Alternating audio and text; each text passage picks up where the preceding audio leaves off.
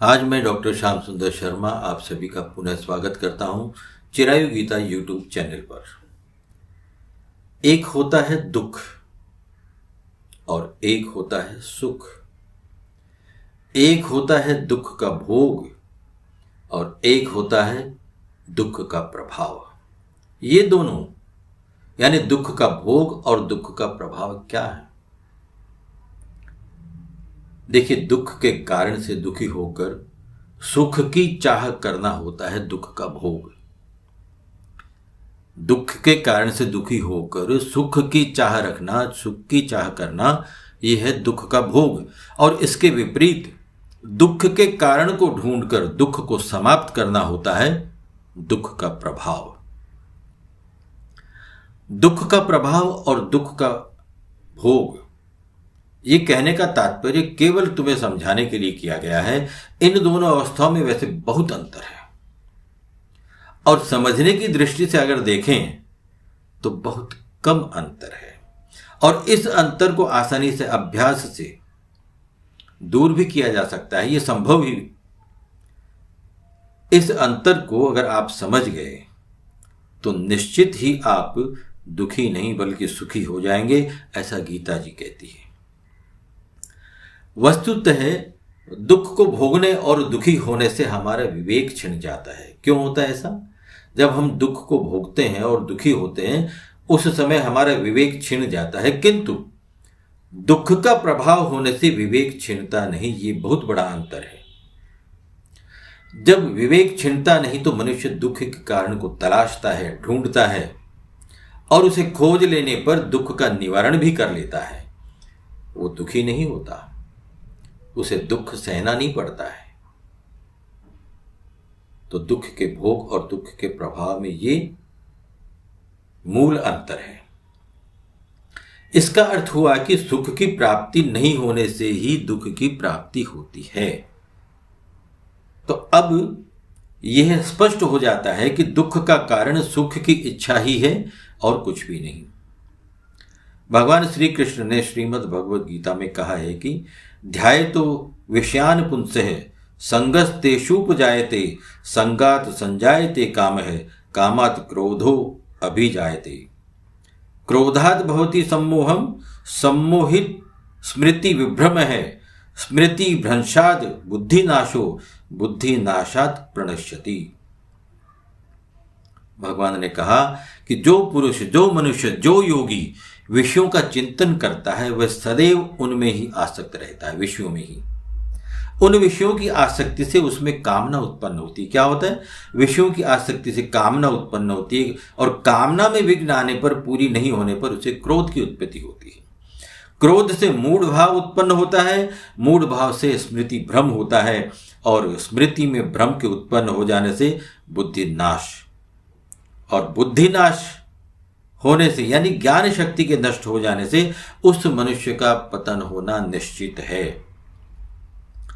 सभी विद्वान पंडित ज्ञानी ये कहते हैं कि मन को वश में करो, इसे स्थिर करो, बुद्धि वश में करो, बुद्धि को स्थिर करो। देखिए, मन और बुद्धि की स्थिरता में भी अंतर है। ये ध्यान रखिए कि मन और बुद्धि की स्थिरता में भी अंतर होता है। और ये भी जान लो कि मन की स्थिरता से अधिक महत्वपूर्ण होता है बुद्धि की स्थिरता।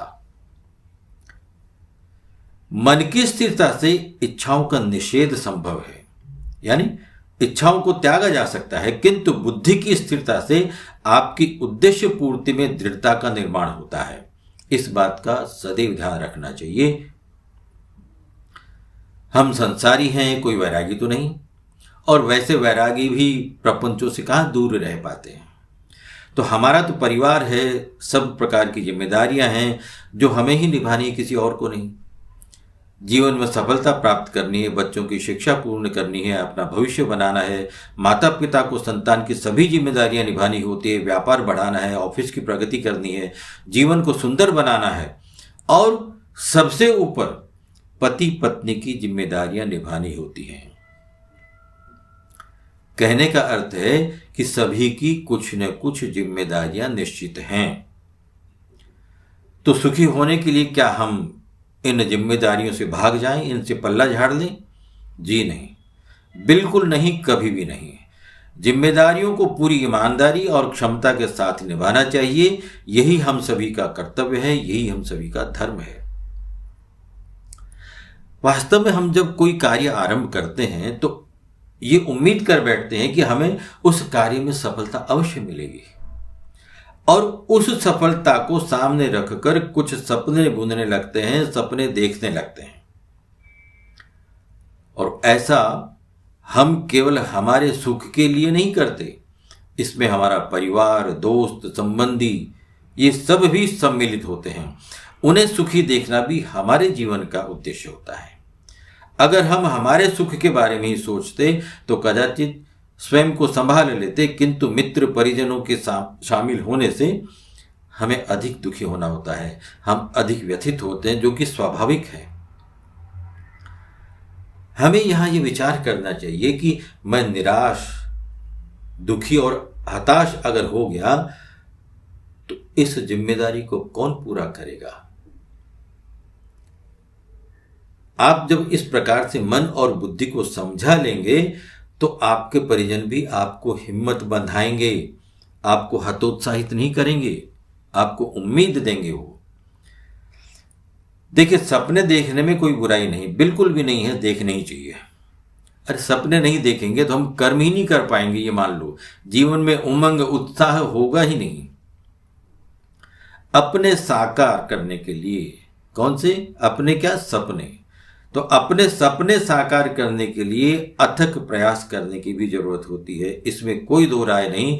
किंतु सपनों के अपूर्ण रहने पर, पूरा नहीं होने पर दुख से पीड़ित नहीं होना चाहिए, अपितु असफलता के कारणों की तलाश करनी चाहिए, उसको ढूंढना चाहिए और कारणों को दूर करके पुनः अपने सपने, जिम्मेदारियों को पूर्ण करने के प्रयास में जुट जाना चाहिए।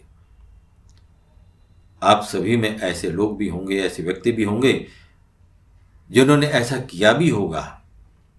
असफलता पाने पर निराश नहीं हुए और आगे बढ़ गए, फिर भी पुनः करके, प्रयास करके, किंतु ऐसा करने पर भी कभी कभी सफलता नहीं मिलती। होता है, ऐसा भी होता है। तो ऐसी परिस्थिति में हमारे मन में सदैव ये भाव होना चाहिए कि सफलता ईश्वर की कृपा है और असफलता ईश्वर की इच्छा है, उसमें हम कहीं भी नहीं हैं। मनुष्य सांसारिक, सामाजिक, पारिवारिक मोह में स्वयं को जकड़ के रखता है। इसी मोह, ममता, आसक्ति के कारण जैसा चाहा वैसा न होने पर दुखी भी होता है, भगवान को दोष देने लगता है, भगवान को कोसने लगता है, और कभी कभी तो इतना दुखी होता है कि ईश्वर पर से विश्वास भी उठ जाता है। ऐसा करना हमारी भूल है, क्योंकि ईश्वर कभी भी किसी का बुरा नहीं चाहते, किसी को भी दुखी देखना या करना नहीं चाहते। इसके लिए जरूरी है अनासक्त होकर कर्मों का करना, और जो कुछ भी घटता है उसे ईश्वर की कृपा और इच्छा मानना। जय श्री कृष्ण, जय श्री राधे।